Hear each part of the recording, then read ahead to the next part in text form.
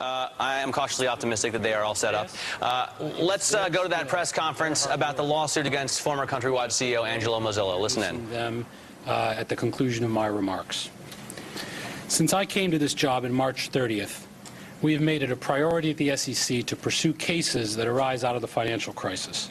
Today, we are doing just that. Moments ago, the SEC charged the former CEO of Countrywide Financial, Angelo Mozilo, and two other former executives of Countrywide, David Samble and Eric Siraki, with securities fraud. We allege that they deliberately misled investors and concealed from investors disturbing trends in Countrywide's business practices, including the deteriorating standards in their underwriting, including the increased risk of defaults and delinquencies in their mortgage portfolios, and the increasingly dark prospects for the future. In addition, we are charging Mr. Mozilo with insider trading. According to our complaint, Mozilo raked in nearly $140 million while fully aware that Countrywide's business model was deteriorating and faced a bleak future. This is a tale of two companies. One that investors from the outside saw. It was allegedly characterized by prudent business practices and tightly controlled risk. But the real Countrywide, which could only be seen from the inside, was one buckling under the weight of deteriorating mortgages, lax underwriting, and an increasingly suspect business model. As detailed in our complaint, Mozilo, Samble, and Siraki painted this mirage for investors, this false picture of Countrywide. They portrayed the company as a quality lender, mostly of prime mortgages, and one that had prudently managed its credit risk. In Mozilo's words, Countrywide was, quote, a role model to others in terms of responsible lending. They claimed in Countrywide's annual reports, for example, that Countrywide ensured its access to the secondary mortgage market by consistently producing quality mortgages. They also represented that Countrywide had prudently underwritten its pay option ARM loans. An investor reading Countrywide's filings would conclude that close to 80% of Countrywide's mortgages in 2006, for example, were prime mortgages. But the real story was very different. We allege that as a company, Countrywide underwrote loans in a manner that layered risk factor upon risk factor, such as reduced documentation, borrowers with little or no equity, subprime FICO scores, and piggyback second mortgages that enabled borrowers to put nothing down. It was a company that had adopted a supermarket or matched strategy in which they matched any loan offered by its competitors, even subprime competitors, and even if those loans were outside Countrywide's underwriting guidelines as then written.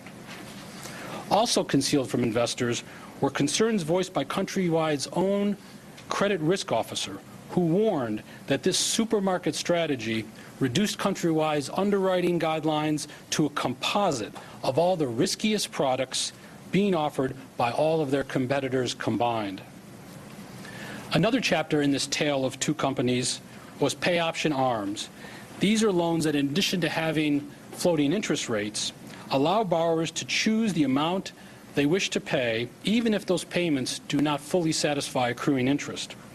While Countrywide told the world that they were prudently underwriting these pay option ARMs, the fact is that Mozilo himself wrote in an email that Countrywide was flying blind when it came to how these mortgages would perform in the future.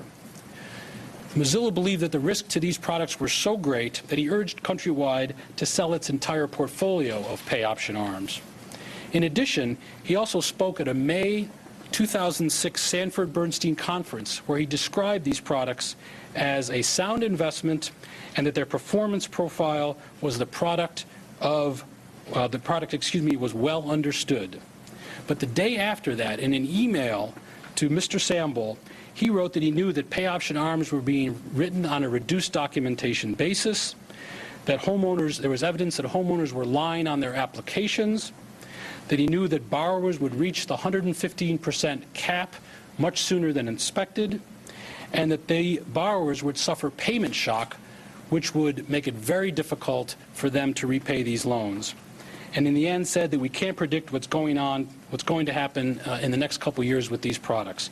These trends and these concerns were never revealed to Countrywide investors. All in all, the defendants knew and acknowledged internally what was happening at Countrywide. They understood that defaults and delinquencies would rise as a result of their aggressive tactics. Indeed, again, Countrywide's own credit risk officer warned that they should disclose the increasingly lax underwriting standards that they were employing, and that suggestion was rejected by Samble and Siraki, so that all that investors were left with was the mirage. They were left with this mirage even though the company is required to disclose to investors the trends and uncertainties facing its business in a section of public filings known as Management Discussion and Analysis, or MD&A. This is where investors get to learn what management sees for the future in a company. That is a view that these defendants denied and concealed from Countrywide investors. Meanwhile, while hiding their own hand from investors, Mozilo was actively taking his own chips off the table.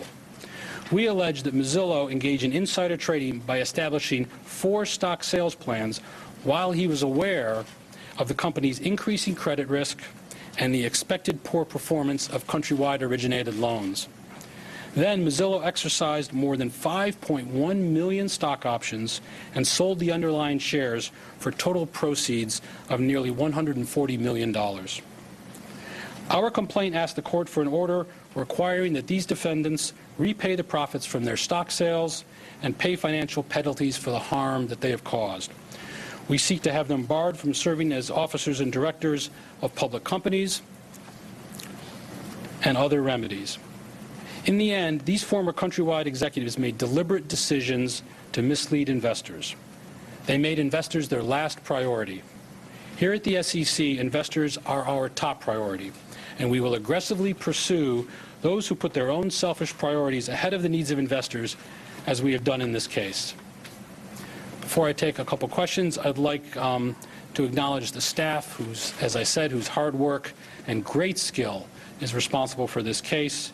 Starting to my left and your right, Roz Tyson, Director of the Los Angeles Regional Office, Michelle Lane, John McCoy, Spencer Bendel, Lynn Dean, Paris Wynn, and Sam Puatsasanun.